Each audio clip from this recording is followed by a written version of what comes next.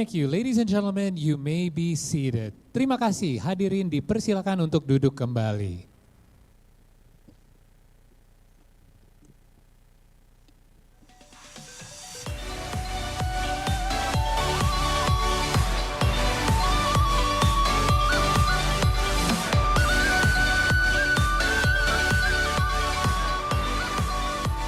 Bismillahirrahmanirrahim. Assalamualaikum warahmatullahi wabarakatuh. Selamat pagi dan salam sejahtera bagi kita semua. Om Swastiastu, Namo Buddhaya, salam kebajikan. Kami ucapkan selamat pagi dan selamat datang kepada yang terhormat Ketua Umum PSSI Bapak Erick Thohir. Yang kami hormati Wakil Ketua Umum 1 PSSI Bapak Zainuddin Amali. Wakil Ketua Umum 2 PSSI Ibu Ratu Tisha Destria. Bapak Ibu Komite Eksekutif PSSI. Sekretaris Jenderal PSSI Bapak Yunus Nusi. Technical Director of PSSI Alexander Zwiers. And also it is our great honor to welcome this morning to Jakarta, Indonesia, Kepala Pelatih Tim Nasional Indonesia, John Herdman. Pelatih Performa Fisik, Dr. Cesar Melan. Serta rekan-rekan tamu undangan dan rekan-rekan media yang berbahagia. Terima kasih kami ucapkan atas kehadirannya dalam acara Press Conference Tim Pelatih Timnas Indonesia. Tepuk tangan yang meriah dong semuanya, terima kasih. Senang sekali rasanya sekali lagi saya Paul Palele yang dapat memandu acara ini sampai dengan siang nanti. Press Conference ini diselenggarakan oleh PSSI sebagai momentum resmi untuk memperkenalkan pelatih baru Tim Nasional Indonesia kepada publik dan media, dan ini merupakan bentuk komitmen PSSI dalam meningkatkan performa sepak bola nasional serta memperkuat kepercayaan publik terhadap arah dan strategi ke timnas ke depannya. Our next agenda, before we begin, we would like to present to you a highlight video of our new head coach of the Indonesian national team. Beliau adalah pelatih asal Inggris dengan kiprahnya di level internasional. Sosok yang konsisten dengan rekam jejaknya mencakup keberhasilan membawa Kanada kembali ke Piala Dunia FIFA 2022. Kehadirannya menandai babak baru perjalanan sepak bola Indonesia menuju level internasional yang lebih tinggi. Selamat menyaksikan. Please enjoy this video.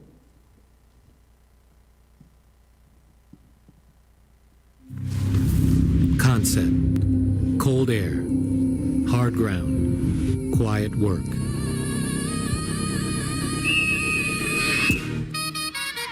Before the lights, there are tight spaces. One touch, two touch, eyes up, courage in the details. They called it unconventional. Good, because the game doesn't reward noise. It rewards habits. It rewards standards. And standards don't stay in one place. They travel.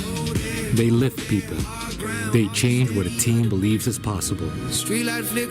Trust, clarity, chemistry, built on ordinary days for extraordinary nights. Pressure doesn't break the dream. Pressure makes it real. Not by magic, by repetition, by resilience, by unity. The Ring of Fire, born of volcanoes and held by the ocean. Driven by millions of hearts with one burning will. A team with pride and a chapter to write. A new era, one pulse.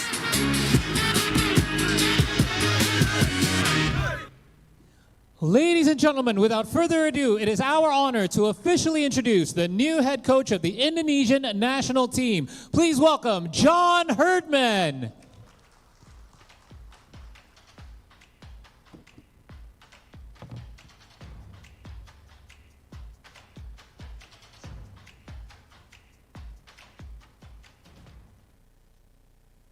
Good morning, Coach. Glad to have you with us after a one-day delay. We're glad to see that you are back in your feet, feeling better. Oke, on my feet and here in Indonesia. All right. Selamat pagi, everybody today. I'll start by saying I look bigger on TV, so I hope my size isn't underwhelming for everyone here. I'm bigger in spirit, but yeah, it's an exciting journey coming here with my family to see a new culture, a new country, a new football experience. And I have to thank the President, Eric Thohir, for his trust and his vision, the ExCo committee for their support. This is going to be an exciting project, and together we have some big goals. But more importantly, to the people, the fans, when I looked at the Indonesian opportunity, I felt very clear that this group of fans, these people, they deserve to be on the highest stage in world football. I've been looking for a project for a little bit of time now, the right project, and this is it.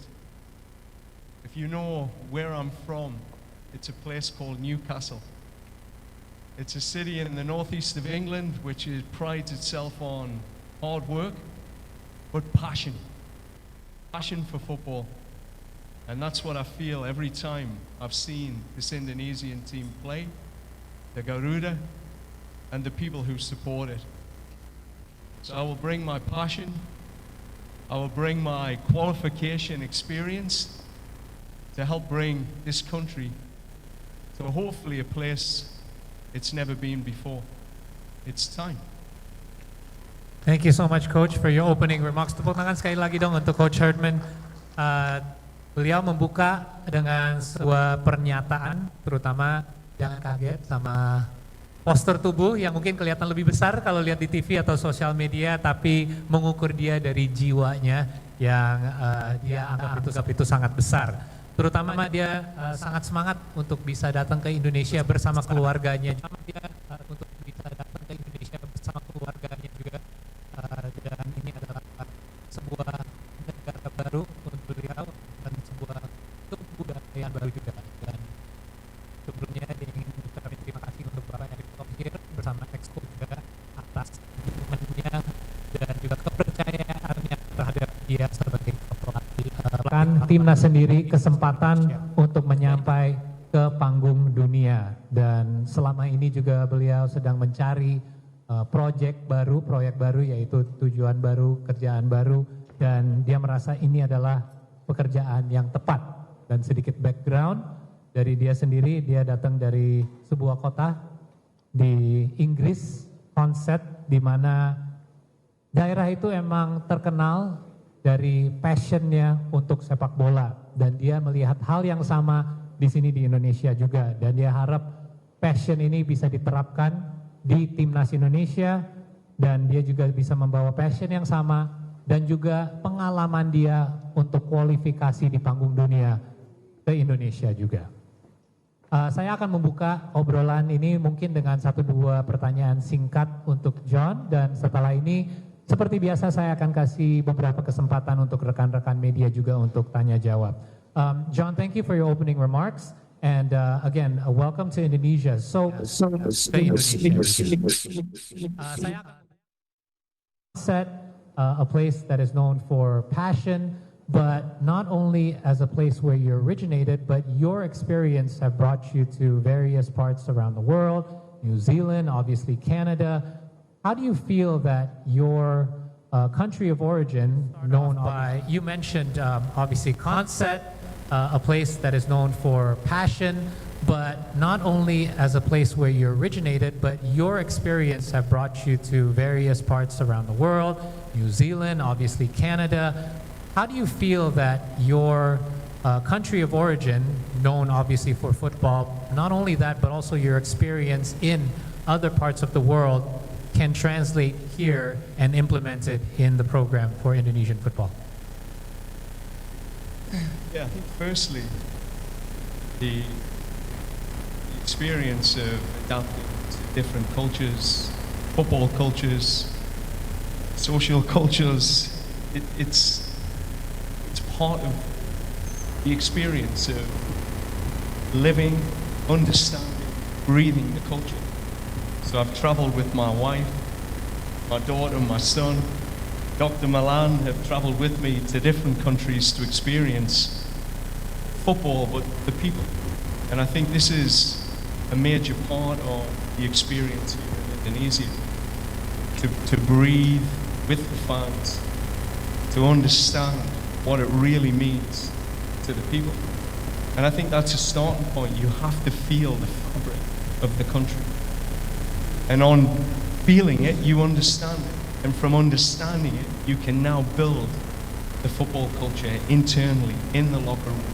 You know what to fight for. You know when to fight. You know how to bring the passion of the fans and connect it to the dressing room, to the players.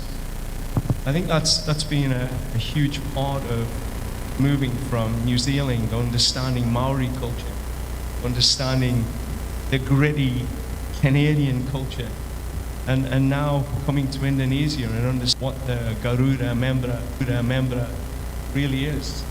I think that's going to be a huge part of what it will take to qualify this team for World Cup 2030. Being ready to really feel what the fans need, then connect everything together. Thank you, Coach. Saya terutama menanya karena bukan hanya negeri berasal dia, yaitu Inggris dari Consett yang terkenal untuk sepak bola, tapi pengalaman dia sudah membawa dia ke New Zealand dan Kanada untuk melatih, dan apa yang bisa diterapkan untuk role dia sebagai pelatih kepala di Indonesia, dan terutama dia ingin lebih mengenali kebudayaan kita, bukan hanya dari sisi sepak bola, sosial juga. Karena selama ini dia melatih di negara yang berbeda, itu dia selalu membawa keluarganya juga, dan Dr. Milan juga untuk terutama mengenali kebudayaan dan fans sepak bola di negara tersebut. Karena itu menjadi titik mulai yang tepat untuk dia bisa menyambungi keinginan dan passion dari para fans sepak bola dengan timnasnya sendiri, dan di situ dia bisa lebih menyatui visinya bukan hanya dari fans tapi menyambungi itu sama pemain dan timnya sendiri. Contohnya di New Zealand ada kebudayaan dari Maori. Nah, ini gimana caranya untuk bisa menerapkan kebudayaan tersebut sama timnasnya sendiri. Ataupun dari Kanada, di mana Kanada itu untuk rekan-rekan media yang tahu itu isi dengan banyak orang dari berbagai ras dan negara lain juga.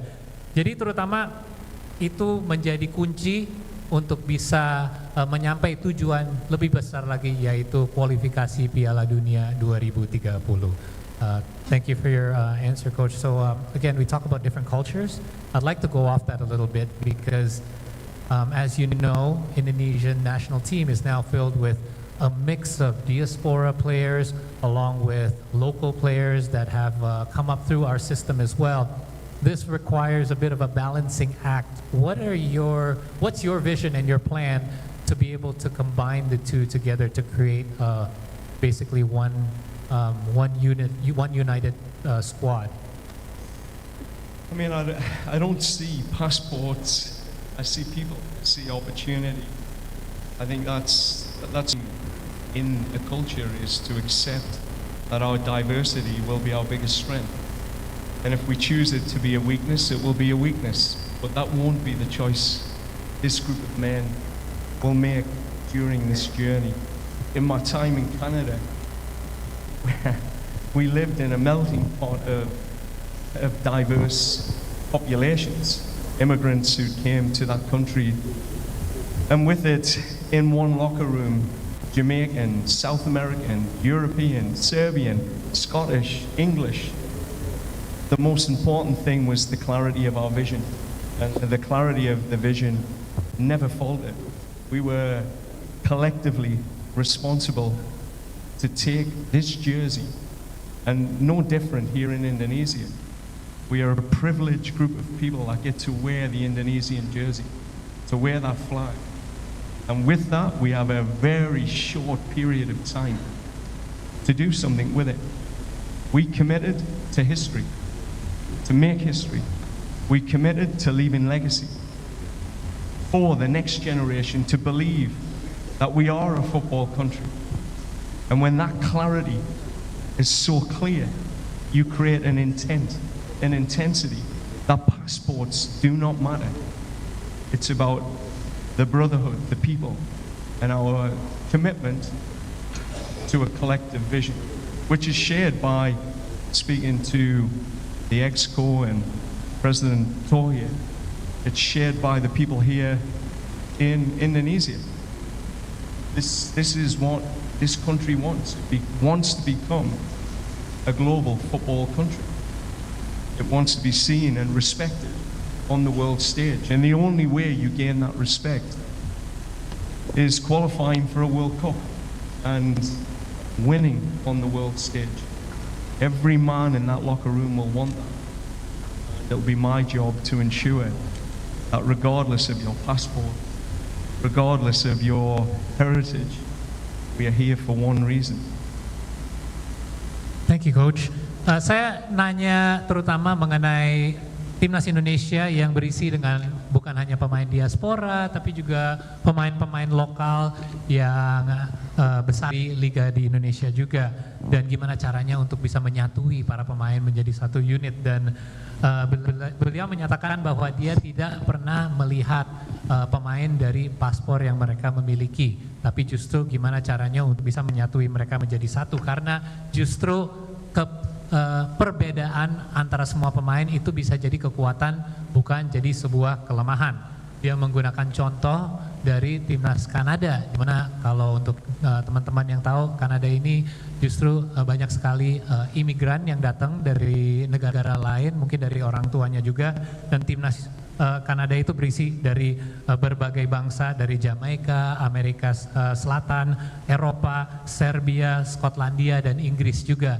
Dan mereka berhasil untuk bisa menyatuin semua kebudayaan itu menjadi satu dan menjadi satu kekuatan juga. Dan ini caranya untuk bisa membuat sebuah komitmen bersama juga untuk membuat sejarah baru dan meninggalkan legasi. Kenapa ini penting? Karena legasi ini yang membuat generasi berikutnya bisa meneruskan Indonesia sebagai negara sepak bola. Dan ini buat PSSI juga.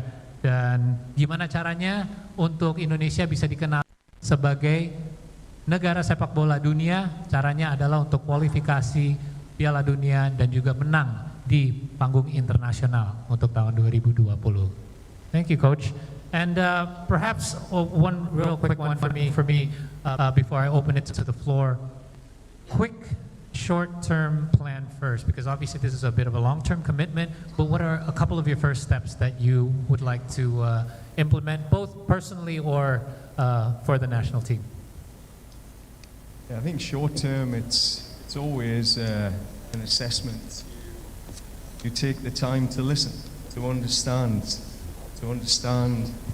people's experiences of the last World Cup, my own tactical experience of evaluating that 2-year campaign, which came close, but it fell short.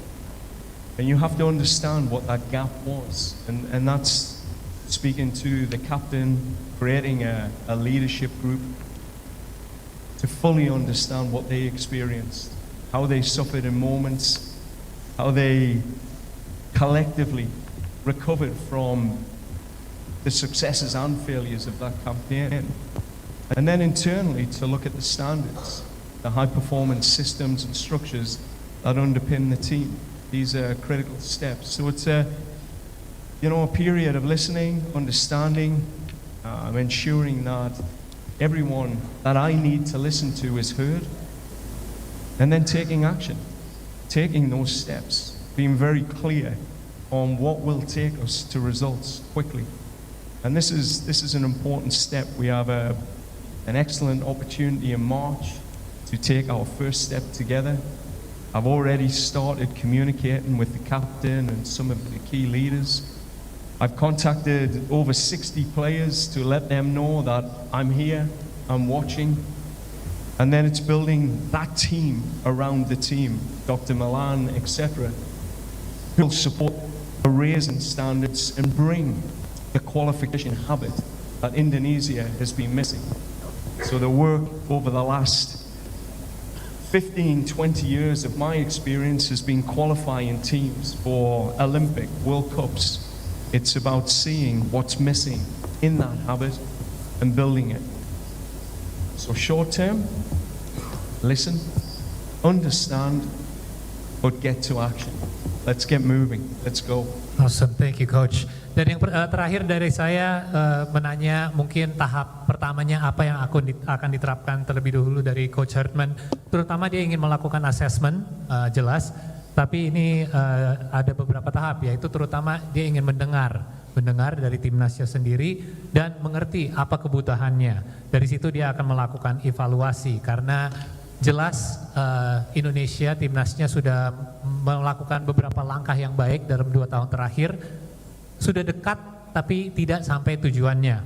Dan disinilah dia sudah ngobrol dengan beberapa pemain, terutama dia udah ngobrol dengan lebih dari 60 pemain dan dia ingin tahu rasanya dari kegagalan kemarin ada sesuatu yang pasti dirasain yang kurang enak. Nah dari situ dia juga ingin mengerti dan membuat pemain juga mengerti apa caranya, gimana caranya untuk bisa tidak mengulangi hal tersebut. Dan yang pasti action yang berikut, apa yang harus dilakukan untuk bisa melewati tahap berikut ini dan menunjukkan hasil. Maret ini yang mendatang akan jadi kesempatan pertama untuk bisa melakukan itu. Dan ini juga pasti balik lagi ke pengalamannya Coach Hartman dari 15 sampai 20 tahun terakhir. Tugas dia adalah mengambil sebuah program, melihat apa kekurangannya untuk bisa ke tahap kualifikasi, mau itu Olimpiade maupun Piala Dunia. Jadi 3 tahap, mendengar, mengerti, dan aksi berikutnya untuk melakukan itu. Terima kasih. Thank you Coach for our quick chat here. I would like to actually give a chance for some of our media friends to ask you a few questions if you don't mind. So seperti biasa saya akan mungkin mulai dari sebelah kiri.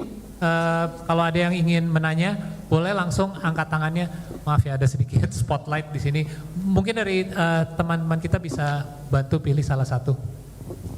Maaf ya, nggak kelihatan ke sisi kirinya, ada lighting soalnya. Boleh dipilih salah satu? Terima kasih. Boleh disebutkan dulu perkenalan dan langsung aja sama Coach atau saya. Halo, saya Rizky dari Olahbola.com. Hi Coach, welcome to Indonesia. It's a pleasure to have you here. My question is, there were reports that you turned down offers from Honduras and Jamaica. 2 teams ranked higher and one of them still in contention for the World Cup, and in the end you choose Indonesia. What were the main reason behind your decision to join this national team instead of them? Thank you.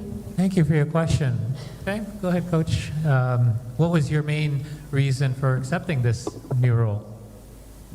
I think my career to date has been about building, working with a federation that has the passion, the vision to take a country to a place it's never been before. That was clear from everything I've read, heard from the people here, that this country is ready. It has no more excuses. We have the players, we have the ability, we have a professional league. It's now the time, the qualification habit. I've worked in CONCACAF, I've had experience there, but I honestly believe with a population of 280 million, 80-90% of people are football mad, they love their football, this is the place to be. And I want to be here when this country takes that step. I was there in Canada when we took our step for the women and the men. I want to be here. This is one of the most exciting opportunities in world football.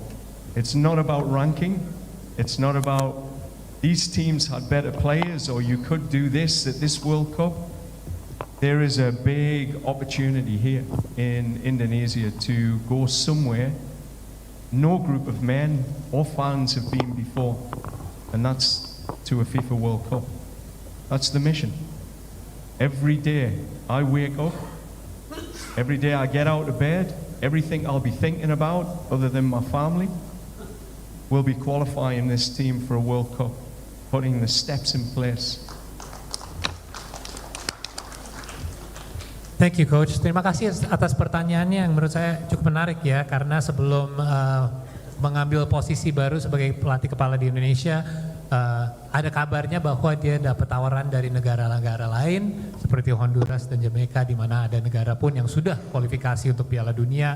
Alasannya kenapa dia memilih untuk kerja sama Indonesia, dan dia ingin membangun, kata-kata kunci adalah membangun, karena dia ingin bekerja sama PSSI untuk membangun sesuatu di sini, karena menurut beliau Indonesia ini sudah siap. Kita memiliki pemain, kita memiliki abilitasnya, dan kita juga memiliki liga yang baik, di mana kita hanya butuh satu tahap lagi untuk menyampai tujuannya. Dia sudah pernah kerja sama CONCACAF juga, tapi ini menurut dia kesempatan yang lebih besar. Kita memiliki fan base paling besar di dunia, yaitu 280 juta lebih fans sepak bola, dan dia juga punya pengalaman di Kanada, bukan hanya di sisi putra, tapi di putri juga. Dua-duanya mengalami kesuksesan untuk bisa membangun program sepak bolanya. Ini bukan mengenai ranking dunia, ini bukan mengenai pemain atau timnya sendiri, tapi kesempatan. Jadi dia ingin membawa negara ini dan para fansnya untuk mengalami sesuatu yang tidak pernah dialami dalam sejarah Indonesia, yaitu kualifikasi untuk Piala Dunia. Terima kasih atas pertanyaannya, Mbak. Next dari tengah boleh? Boleh dari, ya silakan langsung. Baik, welcome to Indonesia, Coach John. My name is Aya from iNews TV. As you mentioned earlier that Indonesia has one of the biggest football fans, and we are all very passionate about football, obviously, and they all want the best for our national team, of course. My question is, with the dynamic that happened recently to our national team, are you mentally ready to get pressure from lots of fans, especially if there will be a negative results in the future? Thank you. Thank you for the question. So yeah, there is pressure, obviously, considering what you mentioned earlier. We were close, but we did not succeed. So are you prepared to face this pressure, especially from fans who do have high expectations? Yeah, I mean, that pressure is a privilege. You come to an organization, you lead a team, you carry the weight of a nation, and that weight can be a curse or it can be a gift.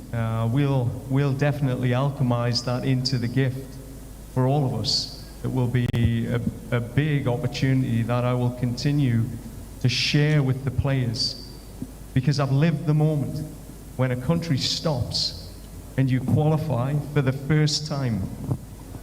I've lived that moment, so I understand it. So I can tell my players this pressure is a gift. We will listen to the fans, we will use their energy, and I would say to the fans, qualifying for a World Cup does not happen overnight. It took Canada 36 years to get there. For Indonesia, they took a big step, a huge step, recently. And we have to take the next step, and we will. So the commitment, the pressure is what will make us, what will be driving us to ensure that we deliver that moment for this country. That's why I came here. That opportunity is why I get out of bed every day. Thank you, Coach. Terima kasih atas pertanyaannya mengenai tekanan yang akan dihadapi oleh Coach Hartman ke depannya, karena ekspektasi fans mungkin udah cukup tinggi ya untuk timnas sepak bola. Tapi beliau melihat tekanan ini sebagai sebuah privilege ya, di mana dia tidak melihat itu sebagai beban ataupun kutukan, tapi justru sebuah berkah. Karena ini adalah kesempatan untuk dia mengambil tekanan ini dan bisa dibagi antara pemain juga. Karena ini yang bisa membuat mereka bisa termotivasi. ingat ya, dia pernah mengalami ini juga, di mana ada sebuah negara yang selama 36 tahun belum kualifikasi. Saudara, baru saja kita mendengar dan itu tidak terjadi PSSI malam saja. menyampaikan Jadi ada sebuah proses panjang perkenalan yang John terjadi. Hertman sebagai pelatih Indonesia timnas sudah, Indonesia yang baru membuat langkah di Jakarta jauh sampai ke pagi babak hari belur. ini. Yang seharusnya terjadi pada hari kemarin, tetapi karena ada kondisi teknis dan juga kondisi kesehatan, John Hertman baru diperkenalkan pada hari ini. Di mana ini adalah sesi tanya jawab yang sebelumnya dilangsungkan dari moderator kepada John Hertman, dan saat ini adalah pertanyaan jurnalis yang ada beberapa hal menarik yang memang ditanyakan kepada John Hertman. Salah satunya adalah bagaimana dia bisa mengelola timnya ke depan dengan misalkan mendapatkan hasil-hasil negatif dan mendapatkan kritikan tersebut. Ini yang memang menjadi salah satu tantangan besar bagi John Hertman untuk bisa mengelola tim nasional Indonesia menjadi timnas sepak bola yang lebih baik lagi ke depan dengan segala tantangan yang ada. Dan untuk lebih dalam berbincang terkait dengan pelatih timnas yang baru, John Hertman, kita sudah terhubung dengan mantan pemain timnas Zainal Arif dan juga analis sepak bola Gita Suwondo. Selamat pagi Mas Zainal dan juga Bung Gita. Selamat pagi Mario. Terima kasih. Selamat pagi Mario. Terima kasih Bung Gita dan juga Pagi Mas Bung Gita. Zainal atas kesempatannya bergabung di Breaking News Kompas TV. Pada hari ini kita baru saja mendengarkan konferensi pers langsung dari pelatih timnas yang baru John Hertman terkait dengan ditunjuknya sebagai pelatih timnas Indonesia yang baru. Menurut saya ke Mas Zainal terlebih dahulu. Pergantian pelatih terus terjadi di Indonesia dan saat ini John Hertman yang kalau kita lihat dari biodatanya ya lumayan mentereng juga lah CV-nya. Kalau menurut Anda sebuah harapan atau masih coba-coba sebenarnya di Indonesia? Iya, kalau menurut saya sih tidak ada istilah coba-coba ya. Ini kaitannya sama tim nasional dan saya juga yakin dengan kemampuan John Hertman dan ini juga keputusan yang harus disambut baik ya. Bagaimana kita juga menunggu untuk penentuan siapa pelatih tim nasional sesungguhnya. Tetapi dalam hal ini saya ingin meng-underline bahwa pemilihan ini sesuatu hal yang mesti kita appreciate karena apa? John Hertman juga secara reputasi juga kita tidak perlu meragukan lagi ya. Dia sudah cukup berhasil dengan tim nasional Kanada. Jadi kali ini dia sudah tahu kenapa dia juga dengan siap mengambil tongkat estafet kepelatihan tim nasional. Dia sudah tahu mungkin sudah membaca dan melihat bagaimana kultur sepak bola kita dan harapan masyarakat Indonesia bagi kepentingan tim nasional itu sendiri. Oke. Itu paling yang pertama. Mas Zainal, kalau misalkan sebagai antar pemain timnas, kedatangan pelatih baru apa sebenarnya adaptasi yang perlu dilakukan sehingga terbangun koneksi antara pemain dengan pelatih? Karena kan pemain pasti sebelumnya sudah terbiasa dengan pelatih yang lama. Tapi dengan datangnya pelatih baru ini apa sebenarnya untuk di awal? Ya, pelatih yang lama, kita case close lah ya, pelatih yang lama. Mungkin para pemain juga dengan pelatih yang baru, mereka juga ingin adaptasi dengan cara metode kepelatihan yang sekarang. Sebaliknya, pelatih pun harus mengetahui bagaimana kultur sepak bola kita, bagaimana para pemain kita. Mungkin kalau saya melihat di sini lebih banyak ke bondingnya ya, nanti pendekatan psikologisnya dari pelatih itu sendiri. Karena ini saya yakin ini pelatih punya punya pendekatan yang sepertinya ini yang dibutuhkan para pemain tim nasional kita. Dan yang jelas sesuatu hal yang saya pikir ini tidak akan menjadi masalah besar karena sebelum dia mengambil keputusan menjadi pelatih tim nasional ini dan dia sudah memahami apa yang mesti harus dia lakukan. Saya kira awal-awal nanti dia melatih, dia mungkin lebih ke pendekatan, dia lebih ingin tahu seperti apa sih pemain tim nasional ini, seperti apa sih harapan para pemain ini untuk bisa memajukan sepak bola Indonesia bersama-sama. Mungkin itu ya. Oke, biasanya butuh berapa, ya. Mas Zainal, biasanya butuh berapa lama bagi seorang pelatih, apalagi misalkan bukan pelatih lokal, berasal dari luar Indonesia, butuh berapa lama biasanya untuk bisa bonding lebih cepat? Saya kira nggak akan terlalu lama ya, karena mungkin dari segi bahasa juga tidak terlalu masalah. Ya, ya. Yang terpenting bagaimana chemistry itu bisa kebangun bersama-sama, satu tujuan bahwa kalau misalkan hal tersebut sudah bisa diatasi, Ya. saya kira ini tinggal bagaimana maintenance para pemain ini dan juga pelatih ini seperti apa program ke depannya. Oke. Dan yang mungkin pernah saya dapatkan dari pelatih sebelumnya tim nasional itu tidak butuh lama, Ya. karena saya juga melihat di sini bahwa John Herman juga akan melibatkan asisten pelatih dari negara kita. Ya. Dan ini akan membantu bagaimana dia bisa berkomunikasi, berkoneksi dengan para pemain mungkin yang ada di kita dan juga yang ada di luar kita, yang bermain di Eropa maksudnya. Seperti itu. Oke, saya ke Bung Gita. Bung Gita, kalau ini udah konferensi pers ini yang dinanti-nanti oleh masyarakat Indonesia, pelatih baru kita dan John Herman lah yang akhirnya terjawab.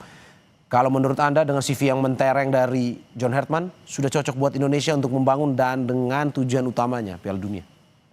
Kalau bicara cocok ya kita harus lihat ke depannya nanti ya, karena pelatih sementereng apapun kan yang harus dia lakukan adalah kinerja beradaptasi cepat terhadap apa yang akan dia jalani nanti. Karena kita bisa lihat saja Roberto Mancini pada saat menangani Arab Saudi, tim nasional Arab Saudi pun juga gagal kan, padahal CV-nya juga mentereng, juara Eropa, juara bersama Manchester City untuk Premier League dan segala macam. Tapi setidaknya kali ini pemilihannya sudah oke karena berdasarkan track recordnya dia yang bagus sekali pada saat menangani tim nasional putri Selandia Baru, pada saat menangani tim nasional putri Kanada, dan juga tim putra Kanada yang diloloskannya ke Piala Dunia setelah 36 tahun mereka absen. Jadi dari sisi pemilihan saya harus mengacungkan jempol pada federasi bahwa mereka memilih orang yang tepat. Apakah nanti akan berhasil? Ya tetap, dia harus tetap bisa adaptasi bagaimana dia terhadap kultur Indonesia. Tadi kan di konferensi pers sendiri John Hartman sendiri bilang bahwa dia membawa keluarganya, anaknya, putrinya dan putranya, juga pelatih fisik.